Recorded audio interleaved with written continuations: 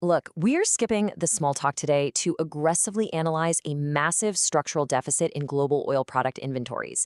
This explainer dissects the latest Goldman Sachs commodities report, and I'll tell you right now, the data inside projects a high probability supply crisis hitting this summer. We aren't looking at generic 10-year forecasts here. We are zeroing in on an impending literal evaporation of physical market liquidity. So, let's get right into the numbers. The baseline metric you need to burn into your brain right now is 23. That is the International Energy Agency's absolute critical minimum threshold for days of demand. And right now, European commercial jet fuel inventories are on a collision course to violently break below that 23-day floor by June. I really want to emphasize that this is not some theoretical, maybe it happens projection. The analysis is totally unequivocal. This is an imminent, localized structural failure. It's being driven by crazy rapid depletion and severely restricted import avenues. When you strip out the government emergency reserves, the commercial safety net is basically gone. You can actually watch this failure unfold in the data in real time. If you track the 2026 projections for the Amsterdam, Rotterdam, Antwerp hub, the trend is undeniable. You can clearly track this aggressive, completely unabated drawdown in weekly jet fuel stocks. We're heading straight into peak summer demand, and these reserves are literally falling off a cliff. Now, to really grasp the gravity of this localized European crisis, we've got to pan out and look at the macro inventory gap. The true elite-level takeaway here isn't just about how much oil is left sitting in tanks. We absolutely must prioritize depletion velocity over aggregate stock levels. It's not just the level of the water you have to watch, it's how fast the drain is sucking it all down. Just look at the contraction in landed commercial refined products. It is alarming. Between February and April, this crucial buffer got squeezed rapidly from 45 down to just 41 days of demand. That severely restricts the accessible cushion we desperately need to balance out sudden global supply shocks. An 8% drop in just 2 months, that is an incredibly aggressive tightening of accessible liquidity. And if we drill down into specific sectors, the speed of this depletion is absolutely staggering. Consider this one number, 72%. That represents the collapse in naphtha stocks in the UAE's Fujairah hub since late February alone. Think about that for a second, a nearly three-quarters wipeout of a highly critical petrochemical feedstock in a matter of weeks. The data is screaming parallel constraints across the board. Northwest Europe alone just saw a 37% drop in naphtha. What does this signal to anyone actively managing risk right now? It signals extreme tightness in petrochemical supplies, with virtually zero short-term liquidity left to absorb any further supply chain disruptions. But here's the kicker. This measurable deficit brings us to the single greatest structural risk in current predictive models.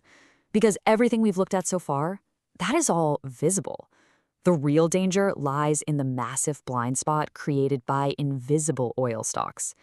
If your risk models are only pricing in what you can physically see, you are basically flying blind into a hurricane. This compounds into a massive systemic issue. Look at the data distribution. Out of the roughly 11 billion barrels of global oil stocks out there, a full 25% simply cannot be tracked. No satellites, no transparent sovereign reporting, they are completely unobservable. And it gets worse. The crucial point here is that 90% of refined product stocks outside the major developed OECD economies are functionally invisible. 90%. This injects a crazy, highly dangerous level of unobservable risk into the market exactly at the moment when we already know global liquidity is rapidly contracting. You simply cannot rely on aggregate global estimates when 9/10 of emerging market buffers are, frankly, a complete guess. Because of this massive aggregate data masking, we have to isolate these sovereign-level vulnerabilities using alternate supply tracking, and our data pinpoints that Asia, specifically excluding China, along with key emerging markets like South Africa, are staring down the absolute highest probability of catastrophic localized fuel shortages. The structural hit to local supply for these nations is just immense right now, largely due to the Persian Gulf export disruptions. The impact metrics are brutal. South Korean jet fuel supply is down a staggering 66%. Indian LPG is down 55%. Taiwanese diesel has plummeted 51%. Let's be totally clear. These are the kinds of deficits that outright paralyze regional economies.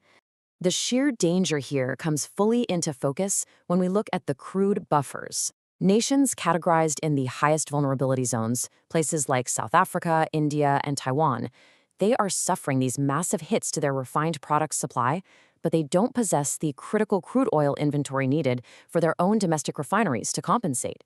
It's like taking a direct hit with your shields completely down. Which brings us to a really critical inflection point in market fragility. The initial precautionary restocking phase we saw earlier, that whole panic buying spree, that is officially over. The oil market has now entered a highly fragile destocking period.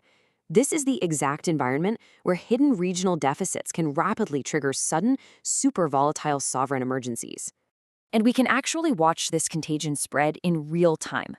By tracking high-frequency news and rationing data, we see the epicenter of the crisis structurally migrating.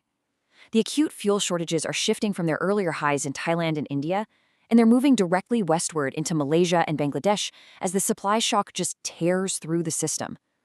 So here is the bottom line. Aggregate global metrics are creating a deeply false sense of security right now. As localized regional reserves breach their operational minimums, this structural deficit is going to bite fast and it's going to bite hard.